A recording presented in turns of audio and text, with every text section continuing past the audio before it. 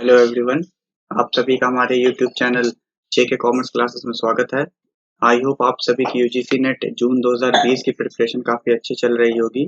जैसा कि मैंने अपनी पिछली वीडियोस में बताया था कि हम लोग अपने चैनल पर पेपर फर्स्ट और पेपर सेकंड कॉमर्स की चैप्टर वाइज एमसीक्यू की सीरीज लॉन्च करने वाले हैं। तो उसी के रिगार्डिंग आज हम रिसर्च एप्टीट्यूड की क्लास नंबर 9 आपके साथ डिस्कस करेंगे, जिससे आपकी नॉलेज और कॉन्फिडेंस दोनों बढ़ेगा। तो आइए स्टार्ट करते हैं रिसर्च एप्टीट्यूड की क्लास नंबर 9। गाइस, इसमें हम आपके साथ 5 क्वेश्चन डिस्कस करेंगे और हर क्वेश्चन के बाद उसका आंसर और उसकी एक्सप्लेनेशन हम आपको प्रोवाइड करेंगे। तो आइए स्टार्ट करते हैं। Question number first, dash is a systematic methodology in the social science involving the construction of theories through methodological gathering and analysis of data. Option number first, fundamental research theory. Option number 2, narrative research theory. Option number 3, grounded theory. Option number 4, case study. इसका जो correct answer है वो option number C, that means grounded theory. तो आइए grounded theory के बारे में कुछ जान लेते हैं। सबसे पहली चीज, ग्राउंडेड थ्योरी क्वालिटेटिव रिसर्च का एक पार्ट होती है जिसे 1967 में ग्लेसर एंड स्ट्राउस ने प्रोपाउंड किया था।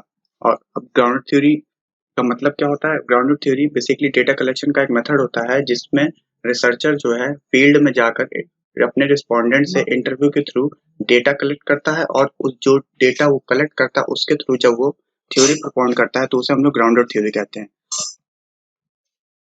तो आइए अपने नेक्स्ट क्वेश्चन की तरफ चलते हैं। Question number 2, in which one of the following formats research abstract is a must option? Research article, seminar paper presented, option number 3 thesis और रिसर्च सिनॉप्सिस।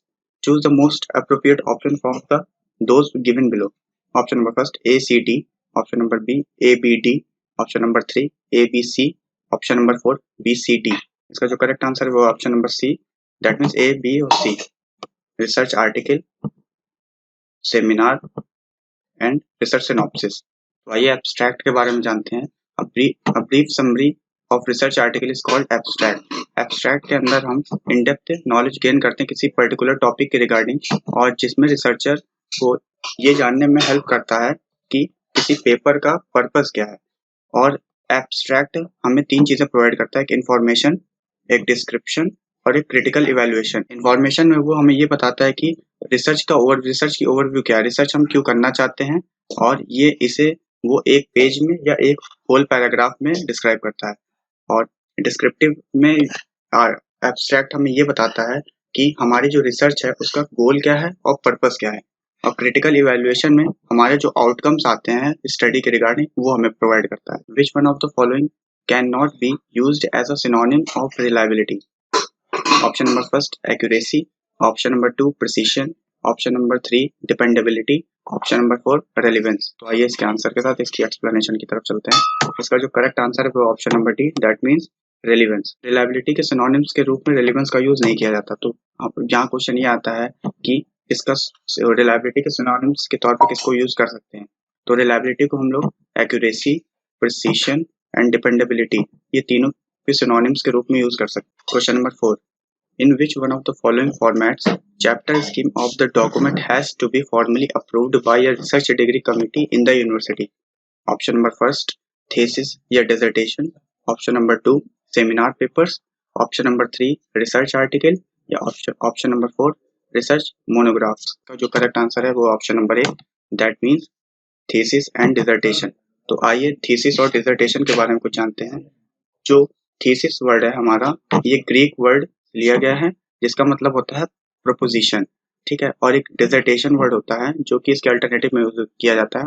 बेसिकली डिसर्टेशन जो होते हैं वो हमारे एमफिल के, जो डिसर्टेशन जो वर्ड यूज होता है वो एमफिल के रिस्पेक्ट में यूज होता है, और जो थीसिस वर्ड यूज होता है वो पीएचडी के रिस्पेक्ट में यूज किया जाता है, ठीक है।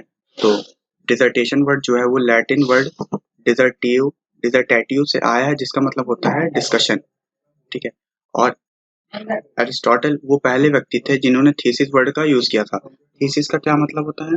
जब हम किसी विषय विशेष पर कोई शोध प्रबंध लिखते हैं तो उसे हम लोग थीसिस कहते हैं, और ये बेसिकली किसी स्टूडेंट के द्वारा किसी यूनिवर्सिटी में उपाधि प्राप्त करने के लिए यूज। तो आइए अपने नेक्स्ट क्वेश्चन की तरफ चलते हैं। Question number 5, arrange the step of research in the sequence in which they are presented in the thesis.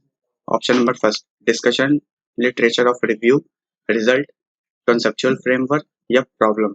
Option number 2 review of literature, problem, conceptual framework, result, a discussion. Option number 3 problem, literature of review, conceptual framework, result या discussion लिखा जाए. Option number 4 problem, conceptual framework, result, literature review, result and discussion. इसका जो correct answer है वो है option number C. That means तो सबसे पहले हमारे पास प्रॉब्लम आएगी, उसके बाद लिटरेचर रिव्यू किया जाएगा, उसके कंसेप्चुअल फ्रेमवर्क आएगा, उसके बाद जो हमारे पास रिजल्ट आएंगे उसके संबंध में हम लोग डिस्कशन करेंगे क्या जो हमारे पास रिजल्ट आए वो सही है या नहीं. सीक्वेंस है ये यहाँ पे हमने प्रोवाइड किया हुआ है, आप इसको चेक कर सकते हैं.